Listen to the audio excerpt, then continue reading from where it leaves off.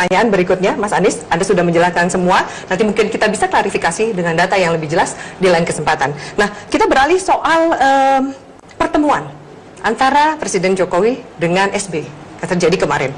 Kan banyak kemudian ini mengkalkulasi adanya perubahan peta politik. Apakah kemudian Anda merasa ini menguntungkan atau justru mengancam Anda? Kita jawab usai jeda berikut ini, pemirsa. Tetap bisa kita lanjutkan Prime Talk. Mas Anies menjawab pertanyaan saya tadi soal pertemuan yang terjadi di beranda Istana kemarin. Ada yang mengatakan bahwa ini akan merubah peta politik, terutama di DKI Jakarta. Bagaimana Anda melihat pertemuan kemarin?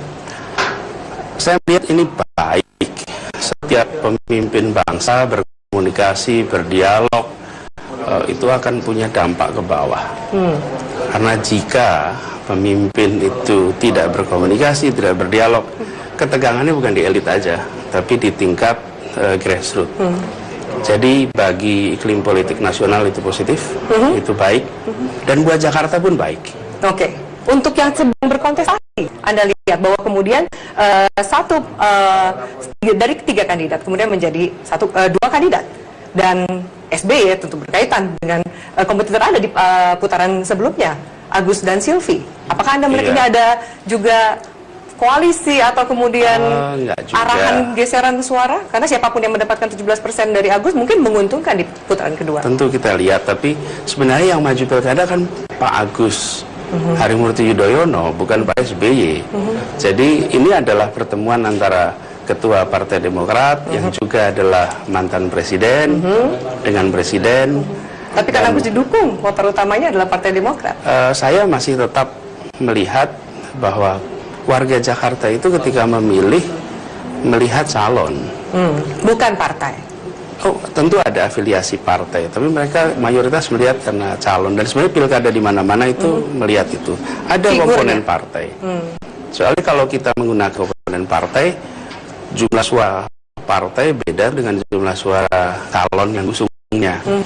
Jadi kalau saya percaya bahwa tim Pak Basuki dan tim Anies harus kerja keras dua-duanya untuk meyakinkan warga Jakarta, baik yang sudah memilih Pak Basuki maupun memilih Anies, termasuk yang memilih Pak Agus. Apapun yang terjadi di pertemuan ini, apalagi pilkadanya itu masih lebih dari 35 hari. Jadi apapun bisa terjadi. Artinya masih ada waktu, dan bagi warga Jakarta, pertanyaan utamanya itu adalah apa yang saya akan dapat ya, manfaat apa yang saya akan dapat. Dan ini muncul sekali dalam survei-survei mengapa memilih.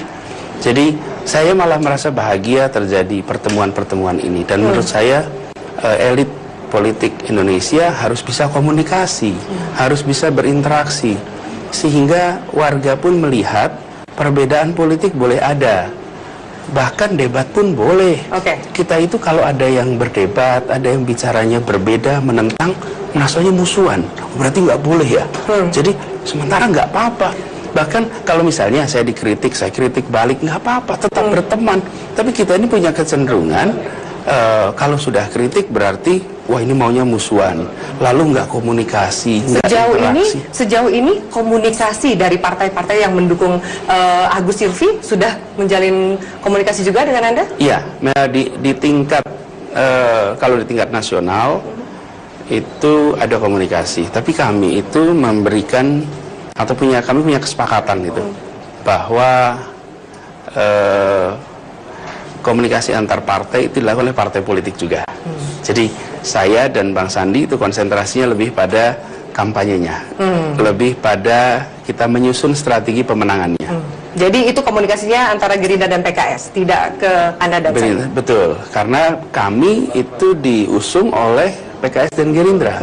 Kalau ada kemudian tambahan partai yang mau mendukung, maka PKS Gerindra berkomunikasi. Apakah kita secara informal ada? Tentu ada pembicaraan, ngobrol. Tetapi secara formal ini antar partai. Dan kita ingin menjaga adabnya. Jadi adabnya kami ini bukan kami yang kesana sini mencari pendukung, tapi kita mencoba untuk memperluas basis. Dan itu oleh siapa? Oleh partai politik. Apa yang coba ditawarkan di putaran kedua kali ini yang membedakan di putaran pertama? Sebenarnya kalau dari sisi tawaran, kami akan meneruskan yang kemarin.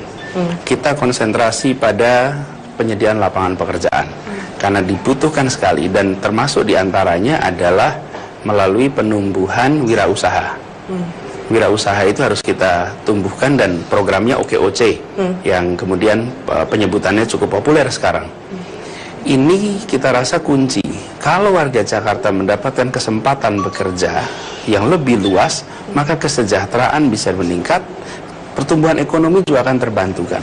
Dan yang kedua adalah pendidikan yang tuntas dan berkualitas. Bukan hanya tuntas, karena itu pemberian kartu kita akan teruskan, bahkan menjadi KJP Plus. Nah, KJP Plus, Anda mengatakan program petahana ini akan diteruskan. Bagaimana nanti konsepnya? Mau nggak mau Anda juga meneruskan KJP, tapi plusnya itu seperti apa supaya realisasinya di lapangan? Plus itu ada beberapa komponen. Yang pertama adalah bentuknya barang seperti selama ini dan tunai. Ini tambahannya. Kemudian yang kedua, yang mendapatkan KJP bukan hanya anak sekolah, tapi anak usia sekolah. Itu beda. Dan ini katanya bisa diambil secara cash? Tentu. Nah, kenapa saya katakan juga untuk anak usia sekolah? Karena di Jakarta ini banyak anak putus sekolah. Di Jakarta Utara itu 48% anak tidak sampai lulus SMA. Di Jakarta Barat itu 42%. Artinya hampir separuh anak-anak kita di Jakarta Utara, Jakarta Barat itu nggak lulus SMA. Nah, bila KJP hanya diberikan pada anak di sekolah, padahal yang putus sekolah itu hampir separuh. Nah, negara ini, pemerintah ini ngurusin anak Indonesia atau anak sekolah? Kalau hanya anak sekolah, yang terima seperti sekarang. Karena itu anak yang putus sekolah nanti akan terima. Untuk apa? Untuk mereka kursus. Sehingga dengan begitu mereka punya keterampilan. Dengan punya keterampilan mereka bisa bekerja. Yang kedua adalah untuk mereka mengejar program paket. Sehingga mereka punya ijazah. Dengan begitu mereka akan bisa mendapatkan kesempatan yang terbuka di Jakarta ini. Jadi di putaran kedua ini kita akan, kalau kemarin judul kemudian garis besar program, kalau di putaran kedua kita harus mendetilkan ini. Bagaimana mengawasi uang tunai yang bisa diambil? Tentu sangat rawan disalahgunakan. Ya, jadi ini program klasik ya. Semua yang bersifat bantuan pendidikan. Di sisi lain kebutuhan anak satu dan lainnya itu berbeda-beda. Apalagi kalau jurusan satu dan jurusan lainnya berbeda-beda. Karena itu caranya adalah dengan melakukan pencairan di bulan awal kuliah, awal sekolah. Jadi di periode di mana terjadi lonjakan kebutuhan, pada saat itulah bisa digunakan. Sehingga penggunaannya hampir bisa bilang pada saat itu mereka membutuhkan untuk biaya sekolah, misalnya tahun ajaran baru, semester baru. Maaf, saya harus potong Anda. Kita lanjutkan sesaat lagi. Kita juga akan bahas kampanye hitam dan kampanye negatif yang terjadi di dunia maya. Bagaimana Anda menyikapi ini? Sesaat lagi pemirsa, tetaplah bersama. Ya, terima kasih Anda masih bersama kami di Prime Talk. Sudah di segmen terakhir, Mas Anies membahas soal kampanye hitam, kampanye negatif. Ini juga terjadi, mungkin tanda kutip lebih sadis di dunia maya ya. Kedua pasangan ini juga merasakan. Kalau Anda melihat ini seperti apa? Ada yang kemudian membuat Anda paling kena gitu? Jadi gini, kalau kampanye, kalau ada yang tweet atau komentar yang kita bikin serial tweet jahat tiap hari Selasa. Jadi kalau Anda lihat Instagram saya atau Twitter, kalau hari Selasa itu kita membacakan tweet yang menyerang lah gitu. Menyerang. Yang kasar. Yang paling kena tuh kira-kira yang seperti apa gitu? Jadi gini, banyak sekali jumlahnya kalau itu. Coba kita tempatkan sebagai lucu-lucuan aja. Jadi nggak seperti sesuatu yang justru sekarang itu kita ingin menunjukkan bahwa kampanye itu fun kok gitu. Meskipun diserang, seperti kemarin itu ada yang dibuat Mas Joko Anwar tuh membuat bus yang 0% atau itu ya, bus Anies Baswedan gitu. Berkaitan dengan program rumah Anda yang 0%. Ya, kemudian ya kita jawab sebagai joke aja. Dan malah menurut saya memang sekarang itu luar biasa ekspresi di dunia maya ini. Tapi di sisi lain kita harus terus berkampanye dengan tone positif, karena sebenarnya bukan barang baru kok. Bedanya adalah sekarang kedengeran. Kan yang dulu ngomongin kita juga di mana-mana. Kalau mau pilkada di pilpres atau pilgub semua orang ngomongin. Cuman dulu itu nggak ada media, jadi nggak kedengeran.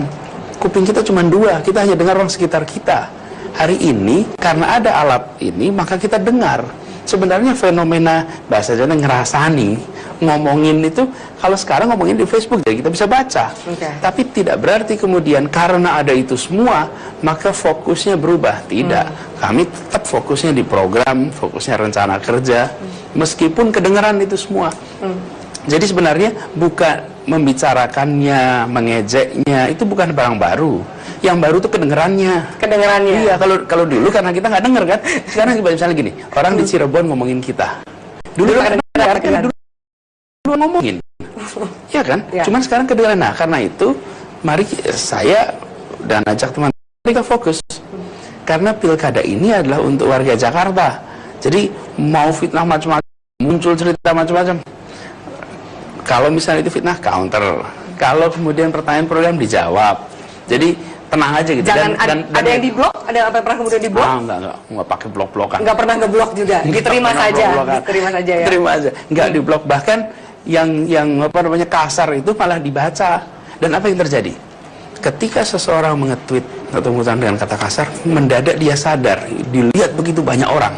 Karena saya retweet, bukan itu dibacain tuh. Dan saya selalu ingatkan, ingat loh, yang ditulis sekarang itu mungkin 5-10 tahun lagi kita baca. Dan jangan lupa, di Jakarta masih ada kehidupan sesudah tanggal 19 April. Jadi kalaupun berbeda, gua usah habis-habisan. Jadi nggak apa-apa kritik, nggak apa-apa counter. Justru harus dong, kalau kita diserang, serang balik. Tapi ada ukurannya. Dengan ada ukuran begitu, maka ada ambang batas. Nah, ini yang menurut saya kesempatan bagi semua warga untuk berlatih demokrasi di alam kebebasan. Salah satu kampanye yang juga cukup masif gitu ya adalah memilih pemimpin Muslim. Anda merasa diuntungkan atau bagaimana Anda melihat ini? Itu tentu kampanye itu jalan ya. Dan kita fokus pada program. Kami terus-menerus kita bicara 3 tuh, lapangan pekerjaan, bicara tentang pendidikan, bicara tentang kebutuhan pokok yang terjangkau. Karena kami menyadari bahwa gubernur itu adalah gubernur semua. Dia harus melayani semua, dia harus melindungi semua, dia harus memastikan semua warga Jakarta dengan latar belakang apapun, dengan pandangan apapun, termasuk pilihannya apapun di pilkada, itu akan harus mendapatkan pelayanan yang sama dari gubernur. Jadi kami nggak mau geser fokus kita di situ. Dan kami merasa Jakarta ini hanya akan maju jika justru kepemimpinan itu mempersatukan, bukan malah justru memecah belah. Tanpa disadari atau tidak, tapi memecah belah. Enggak, justru harus mempersatukan. Nah, dan mempersatukan dari mana? Dari pikiran, dari kata-kata, dan dari perbuatan. Jadi dengan begitu, leadership itu dari pikirannya itu sudah membuat orang merasa oke, kita satu kesatuan. Saya khawatir kalau kita tidak begitu, maka di Jakarta ini ketimpangan bisa melebar. Dan kesenjangan melebar, ketidakpercayaan melebar. Satu terakhir aja saya nyatakan. Singkat saja, saya harus closing.